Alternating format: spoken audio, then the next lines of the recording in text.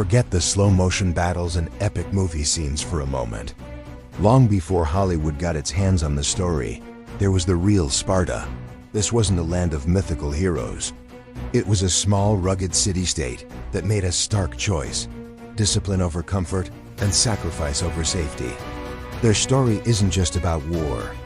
It's about a people who forged an entire society around a single, uncompromising purpose.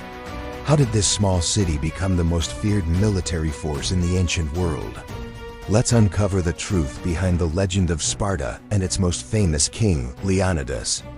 Sparta's reality was harsh. It was a small state, geographically isolated and surrounded by potential enemies. More importantly, the Spartans ruled over a massive population of enslaved people known as the Helots. The Helots vastly outnumbered their Spartan masters, creating a constant, simmering threat of rebellion from within. Survival was not guaranteed. It had to be earned day after day. Faced with this permanent state of danger, Sparta made a radical decision. It didn't just build an army, it became an army. The entire state was reorganized into a military machine. Every male citizen's life was dedicated to becoming the perfect soldier, from birth until death. This wasn't a job. It was their identity, their religion, their very reason for being. This brutal necessity forged the Spartan character and set the stage for one of history's most iconic last stands. The journey of a Spartan warrior began in childhood. At the tender age of 7, boys were taken from their families and entered into the Agoge, a state-sponsored training program that was less of a school and more of a crucible. Here, they weren't just taught to fight. They were systematically broken down and rebuilt. They learned to endure extreme cold, hunger, and pain. They were given minimal food, encouraging them to learn cunning and stealth by stealing what they needed, but punished severely if caught. The Agoge instilled unwavering discipline and absolute obedience to authority. But most importantly, it forged an unbreakable bond of brotherhood. They weren't just learning to be individual fighters. They were learning to be a single cohesive unit. A phalanx with a man next to you was more important than your own life. This wasn't just military training. It was the creation of the Spartan soul. Life in Sparta was defined by its austerity. There was no room for luxury, no tolerance for extravagance. Wealth was seen as a corrupting influence, a source of weakness and division. Spartans were forbidden from owning gold or silver, and their iron currency was intentionally made clumsy and worthless to discourage trade and the accumulation of private riches. The focus was on the community, the state. This collective spirit was most evident in the common messes, where all male citizens ate their meals together. Here, in these shared dining halls, bonds were strengthened, stories were told, and the values of Spartan society were reinforced. They lived together, trained together, and would ultimately fight and die together. This shared, simple life created a level of unity and purpose that other Greek city-states, fractured by wealth and personal ambition, could only envy. Into this world was born a man who would become a legend, Leonidas. But he was not born to be a king. With an older brother in line for the throne, Leonidas was thrown into the same brutal Agoge as every other Spartan boy. He endured the same hardships, learned the same lessons, and earned his place not by birthright, but through grit and discipline. This experience shaped him profoundly. When he eventually did become one of Sparta's 2 kings, he was not a tyrant ruling from a gilded palace. He was a soldier king, bound by Sparta's laws and traditions. He understood his men because he was one of them. His authority came from respect, not fear. His primary duty, the duty he was trained for his entire life, was not to conquer or to gain glory, but to protect Sparta. It was a duty he would ultimately fulfill in the most dramatic way imaginable. Meanwhile, a storm was gathering to the east. The mighty Persian Empire, the largest the world had ever seen, had its sights set on Greece. A decade earlier, the Persian king Darius had tried to conquer the Greeks and failed, famously defeated at the Battle of Marathon. Now his son, Xerxes, was determined to succeed where his father had failed. He amassed an army of unprecedented size, a multi-ethnic force drawn from every corner of his vast empire, so large that ancient historians claimed it drank rivers dry as it marched. The Greek city-states were small, independent, and notoriously divided, constantly quarreling amongst themselves. Faced with this overwhelming threat, their historical rivalries seemed petty. They knew that if they didn't stand together, they would be conquered one by one. Cooperation was no longer a choice. It was their only hope for survival. As the Persian invasion force moved south, the Greeks agreed to make a stand at a narrow coastal pass called Thermopylae. The strategy was to use the terrain to neutralize the Persian numerical advantage. Leonidas was chosen to lead the vanguard force. But when he prepared to march, he faced a problem not on the battlefield, but at home. It was the time of the Carnea, one of Sparta's most sacred religious festivals, during which all military activity was forbidden.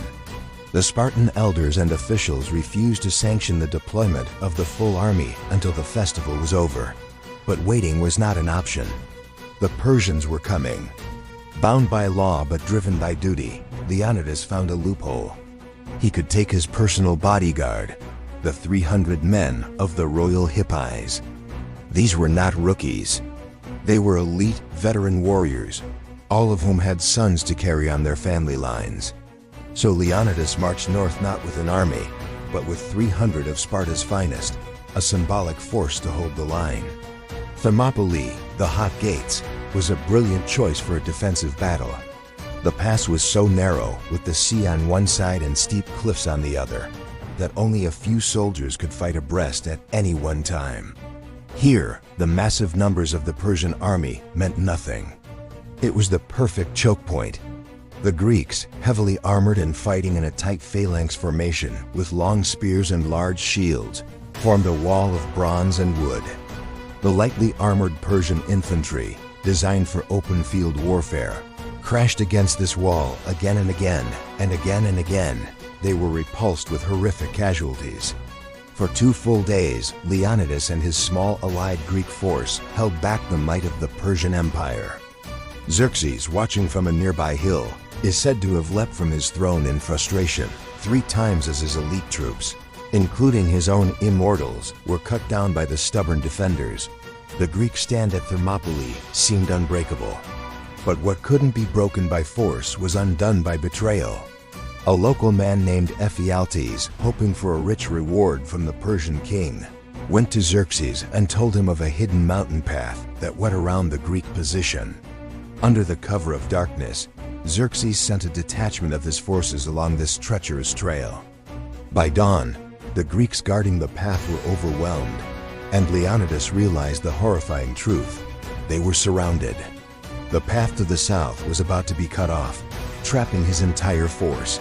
The battle was no longer winnable. It was now a fight for survival.